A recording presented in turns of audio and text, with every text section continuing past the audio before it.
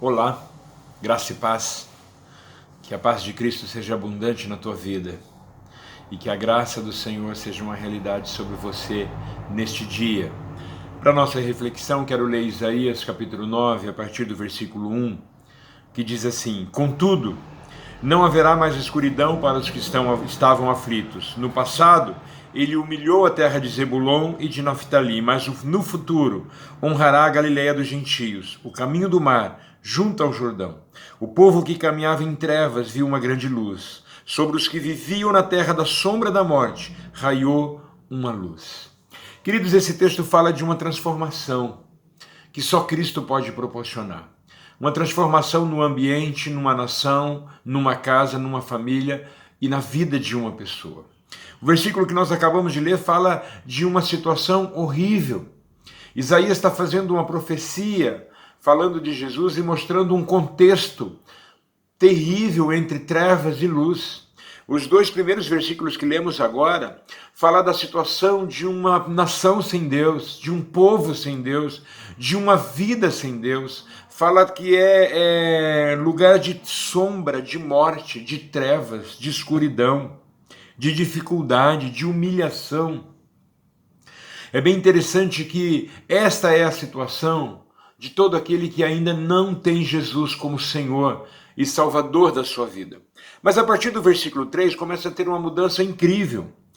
Diz assim: fizeste crescer a nação e aumentaste a sua alegria. Eles se alegram diante de ti como os que se regozijam na colheita, como os que exultam quando dividem os bens tomados na batalha. Que tremendo, queridos, pois tu destruíste o jugo que os oprimia, a canga que estava sobre os seus ombros, a vara do castigo do seu opressor, como no dia da derrota de Midian.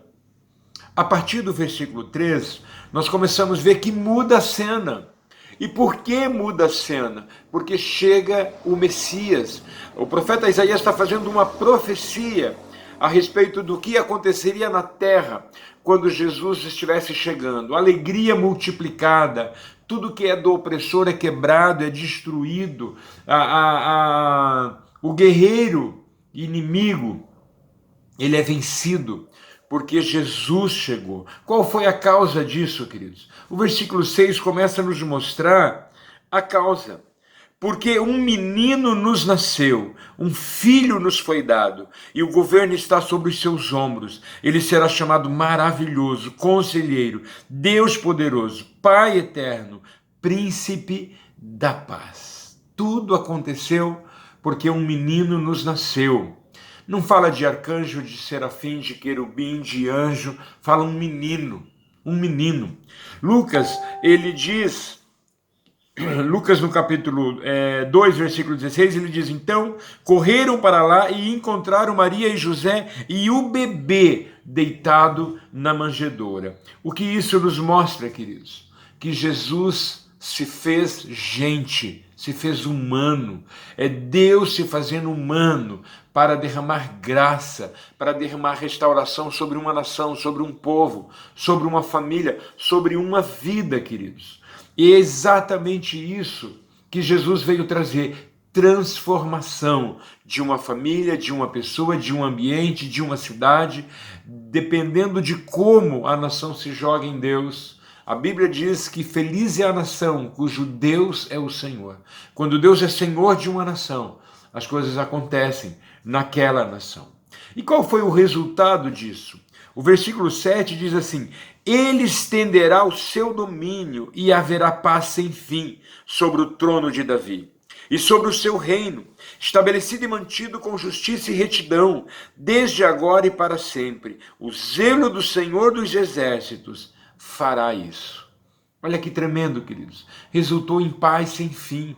A paz que Cristo pode dar não é uma paz passageira, não é uma paz circunstancial, não é uma paz que depende do momento, que não depende do humor, que não depende do saldo bancário, que não depende da paz nos relacionamentos. A paz que Cristo dá, ela excede a compreensão humana, ela está acima de circunstâncias, é algo sobrenatural, não é uma paz passageira, não é uma paz falsa. A paz do Senhor é uma paz que não tem fim, ela é eterna, porque quem nos dá, queridos, o versículo 12 de Efésios 11:12 diz: portanto, lembre-te que de anteriormente vocês eram gentios, nascidos e chamados incircuncisão, pelos que se chamam circuncisão, feito no corpo por mãos humanas, e que naquela época vocês estavam sem Cristo, separados da comunidade de Israel, sendo estrangeiro quanto às alianças da promessa, sem esperança e sem Deus. Queridos, essa era a realidade, esse era o contexto, essa era a situação. Mas um menino nos nasceu, Jesus nasceu. Ele é o príncipe da paz, ele é conselheiro, ele é Deus forte, ele é Pai da eternidade, ele é a nossa segurança, ele é a transformação que eu preciso. Se a tua vida está cheia de sombras, cheia de trevas, cheia de escuridão, cheia de medo, cheia de dor, esse Cristo vivo, que ressuscitou, está vivo. E ele diz: todo o poder me foi dado no céu e na terra. Ele tem todo o poder e ele pode mudar a tua história. Ele é tremendo. Ele pode fazer a transformação que você precisa. Deixe ele te transformar.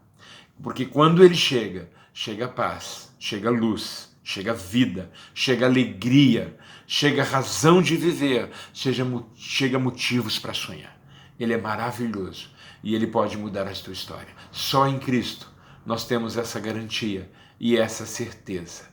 Porque não é obra humana, não é realização de boas obras, não é nenhum produto do que o homem pode fazer. Só Cristo pode fazer. Ele é o autor da vida, ele te ama e ele tem uma vida linda para você. Que Deus te abençoe. Quero orar por você, Pai. Abençoa essa pessoa que me ouve agora. Libera sobre ela a tua graça. Libera sobre ela o teu favor. Abençoe, ó Deus, aqueles que já te conhecem. Fortalece, Senhor, na vida dessas pessoas o relacionamento contigo, de mais santidade, de mais consagração. E aqueles que não te conhecem, que neste momento pode tomar a decisão de entregar a vida para o Senhor e deixar o Senhor ser Senhor e Salvador de suas vidas. Em nome de Jesus. Deus te abençoe.